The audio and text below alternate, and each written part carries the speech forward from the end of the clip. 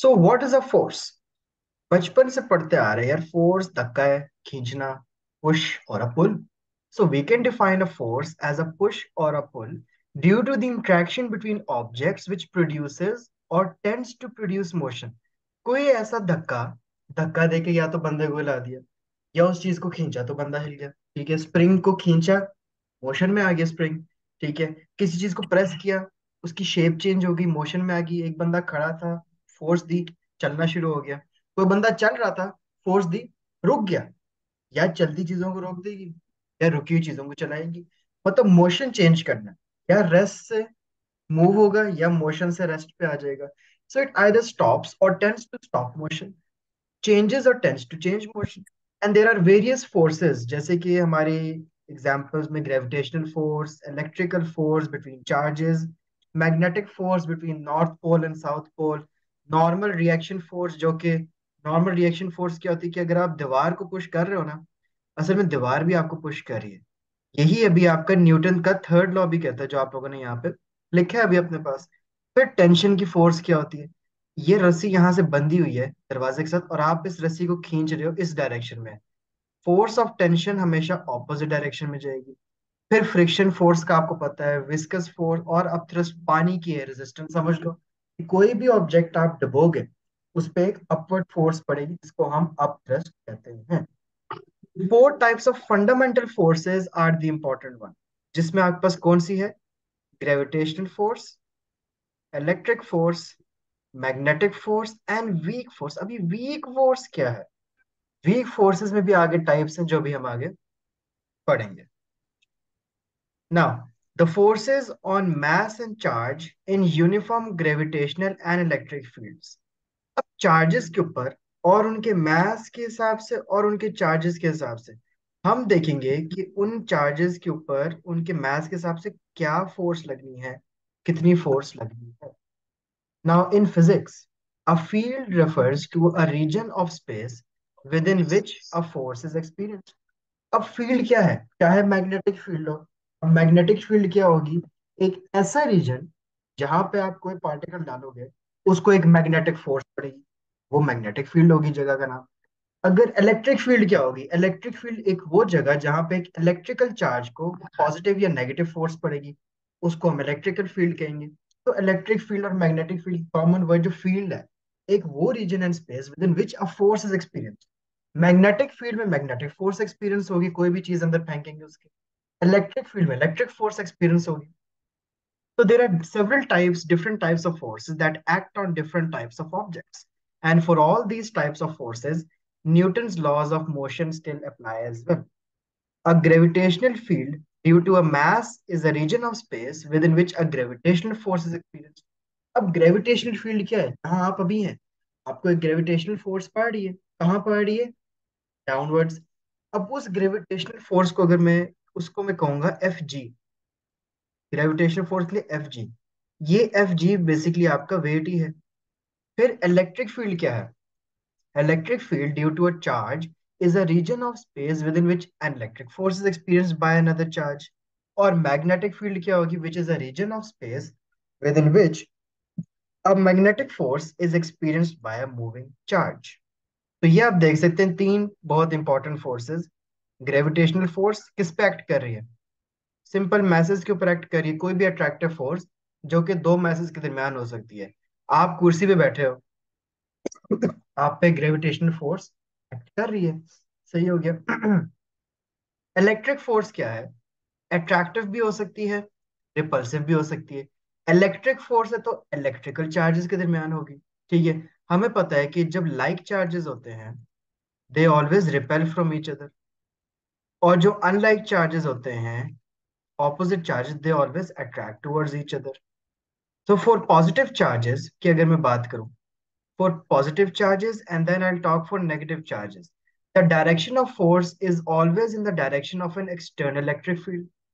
ठीक है, same is the case with the negative charges. Magnetic force क्या होगी? किस पे लगेगी? करंट कैरिंग कंडक्टर्स या कोई चार्जेस हैं जो मैग्नेट के साथ हैं. इलेक्ट्रोमैग्नेटिक इंडक्शन आप A2 के अंदर पढ़ोगे, मैग्नेटिक फोर्स की डिटेल. ठीक है, एएस में आपके पास ग्रेविटेशनल फोर्स है, और इलेक्ट्रिक फोर्स थोड़ी सी आती है, बाकी ये भी A2 के अंदर आधी पड़ते हैं। तो if the conductor is placed parallel to the magnetic field no force is experience, लेकिन जैसे ही वो परपेंडिकुलर हो जाएगी, आप A2 के अंदर ये फ्लेमिंग्स लेफ्ट हैंड रूल पढ़ेंगे और ये right hand thumb grip rule जो कि डायरेक्शन ऑफ मैग्नेटिक फोर्स बताएगा। सो अब हम बात करते हैं एक फोर्स की। मैं कहता हूँ जमीन है, जमीन पे एक मोशन है, एक ऑब्जेक्ट चल रहा है, ठीक है। फिर एक हवा में एक ऑब्जेक्ट गिर रहा है नीचे की तरफ। फिर एक पानी है, एक पानी के अंदर ऑब्जेक्ट डूब रहा है। सही हो गया। कौन कौन से हैं? दिस इज लैंड या सॉलिड क्या है, this is air and this is what, water.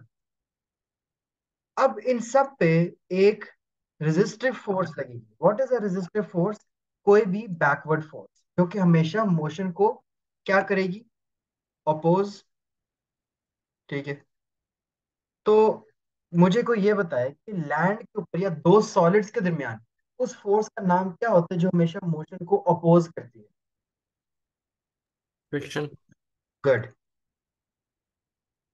Air में ऐसी कौन सी फोर्स होती है जो अपोज करती है? Resistance, air resistance. Air resistance. तो फिर वाटर में कौन सी ऐसी होगी जो रेजिस्ट करेगी? Drag, viscous drag.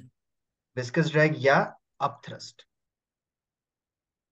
Drag force तो इन सबको कहते हैं, by the way drag forces है ना। This is also drag force, this is also drag force and this is also drag force. But नाम स्पेसिफिकली याद रखो। सॉलिड्स है तो लैंड्स है तो फ्रिक्शन, मोशन राइट पे है, फ्रिक्शन का कीड़ा है उसने लेफ्ट पे जाना है। एयर रेजिस्टेंस मोशन नीचे, एयर रेजिस्टेंस ने ऊपर लगना है। ये बॉक्स नीचे गिर रहा था, अब थ्रस्ट ऊपर लगेगा। समझ आ गई है? फोर्सेस ये सारी ड्रैग ही हैं। ड्रैग फोर्स को अगर मैं डिफाइन करूं तो ये वही है that always opposes the motion of the object. समझ आ गई?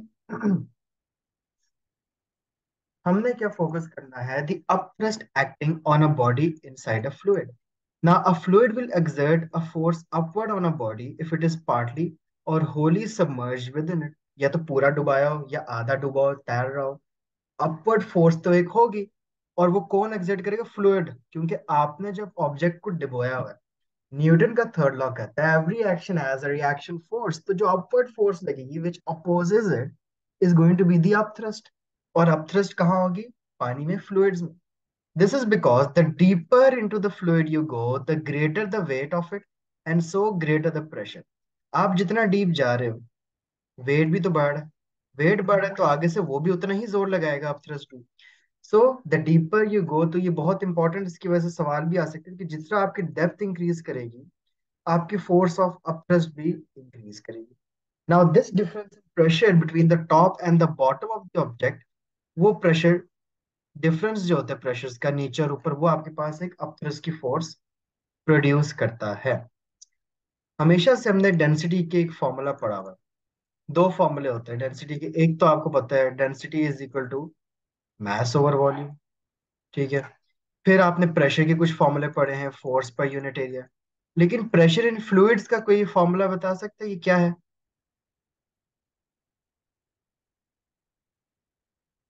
What is this formula that is used to calculate pressure in fluids? Any idea? ये क्या है सारी वैल्यूज? रो जी एच। रो क्या होता है? डेंसिटी। डेंसिटी। गुड, डेंसिटी है इंटू ग्रेविटेशनल फोर्स। और एच क्या है? हाइट। डेप्थ। एच है डेप्थ। हाइट तो हवा या लैंड पे होगी, एच यहाँ पे क्या है? डेप्थ है, क्योंकि ये प्रेशर इन वाटर है। तो अब फ्लूइड क्या होता है बेसिकली? एक फ्लूइड, फ्लूइड गैस भी हो सकता है। Gas is also fluid. Chemistry में मैं हमेशा एक टर्म यूज करता हूँ, फ्लूइड्स। फ्लूइड्स का मतलब लिक्विड नहीं है, गैस भी है।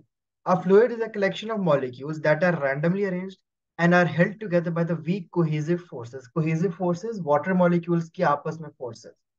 And both liquids and gases are fluids. Fluid pressure increases with depth, water pressure increases with depth, and likewise atmospheric pressure जो है वो डिक्रीज करेगा विद इंक्रीजिंग एल्टीट्यूड। कभी देखे ना, लोग पहाड़ चढ़ रहे होते हैं उनके साथ क्या होता है? एटमॉस्फेरिक प्रेशर कम होता जाता है, ऑक्सीजन लेवल कभी सुना होगा, गिर रहा होता है, क्योंकि आपकी यहाँ हाइट बढ़ रही है। तो हम फ्लूइड प्रेशर निकालते हैं, प्रेशर इज इक्वल टू रो जी है, जहाँ पे प्रेशर पास्कल्स में है रो डेंसिटी है, डेंसिटी का यूनिट क्या है, केजी पर मीटर क्यूब। डिराइव करना आप लोगों को आता है, चैप्टर 1 में पढ़ा हुआ है। जी है एक्सेलरेशन ऑफ फ्री फॉल, और एच क्या है, the depth of the fluid. तो अगर प्रेशर की होल बात की जाए, प्रेशर खुद एक स्केलर क्वांटिटी है। क्यों? It has no direction. ठीक है, प्रेशर एक ओवरऑल चीज पे पड़ता है, प्रेशर हर तरफ से पड़ता है। पानी में प्रेशर है, पानी के उस ऑब्जेक्ट अगर वो सबमर्ज्ड है तो प्रेशर तो हर तरफ है, क्योंकि पानी भी हर तरफ है। Density of fluid is constant. जैसे किसी से अगर मैं पूछूं, किसी को पता है कि वाटर की डेंसिटी क्या होती है? जी सर। क्या है वाटर की डेंसिटी? भूल गया मैं। वन वन वो 1 सेंटीमीटर पर क्यूब। वो भी है, या उसको आप 1000 kg मीटर भी कह सकते सेंटीमीटर पर 1 ग्राम सेंटीमीटर। हैं। अब मुझे याद। फ्लूइड प्रेशर तो इक्वल होगा, because it's acting in all direction, because at all points object उसी डेप्थ पे है। ठीक है, और शेप ऑफ द कंटेनर से कोई नहीं होता। तो हम क्या करेंगे कि जब हमने प्रेशर डेप्थ निकालने, कभी कभार आपको एटमॉस्फेरिक प्रेशर भी माइनस करना या ऐड करना पड़ सकता है। वो क्यों होगा, अब एक प्रॉब्लम देखते हैं। Consider a uniform cylinder of cross sectional area A and H totally observe. अब एक सिलेंडर सबमर्ज हुआ है पानी के अंदर, ठीक है, उसका एरिया, टॉप एरिया देखें और उसका बॉटम एरिया पे आप दोनों तरफ आप प्रेशर निकाल लोगे पहले तो, ठीक है ना। आप किस तरह कर सकते हो, F P is equal to F over A, F over A से भी कर सकते हो, ठीक है। तो अब थ्रस्ट क्या हो जाएगा, दोनों जो आपने फोर्सेस निकाली हैं, फोर्सेस आप कैसे निकालोगे, प्रेशर इनटू एरिया से। जो भी प्रेशर होगा वो इस एरिया पे और इस एरिया पे आप निकालोगे। वो तो खैर हम जब क्वेश्चंस करेंगे आपको समझ आ जाएगी। सर्कल का एरिया सबको पता होता है, पाई आर स्क्वायर। इधर भी एरिया निकालोगे, इधर भी एरिया निकालोगे, मल्टीप्लाई बाय प्रेशर करोगे, तो दोनों साइड्स पे फोर्स आ जाएगी। जब दोनों साइड पे फोर्स आ जाएगी तो आप इजीली दोनों साइड्स पे क्या है, डेंसिटी ग्रेडियंट जो जो निकालना है वो आप डेप्थ के डिफरेंस से निकाल सकते हैं। इसको हम आर्किमिडीज प्रिंसिपल कहते हैं, लेकिन ये चीज डायरेक्टली पूछी नहीं जाती, it's just for an idea. जब क्वेश्चन आएगा तो बड़ा आसान सा होता है, देख के पता लगता है that how do we have to find the difference in pressures. So you should know that as the depth increases, weight increases, and according to Newton's law, the upward upthrust would also increase.